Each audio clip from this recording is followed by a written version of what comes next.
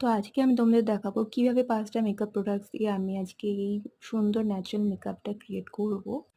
ফার্স্টে আমি নিয়ে নিয়েছি ইনসাইড কসমেটিক্সের এইচডি কনসিলার। এটা আমি ডার্ক স্পট কভার করার জন্য ইউজ করব। দেন এটাকে ব্লেন্ড করার জন্য আমি নিয়েছি সুইস বিউটির ফাউন্ডেশন ব্রাশ।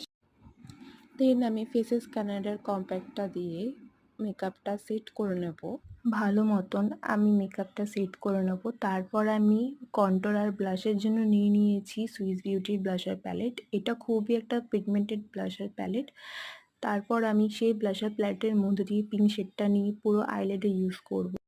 দেন আমি মাস্কারার জন্য নিয়ে নিয়েছি মেবলিন নিউ ইয়র্কের এই মাস্কারাটা।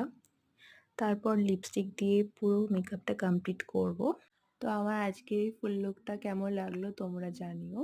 যদি ভালো লেগে থাকে তো লাইক, কমেন্ট আর সাবস্ক্রাইব করতে ভুলো না। দেখা হচ্ছে নেক্সট ভিডিওতে।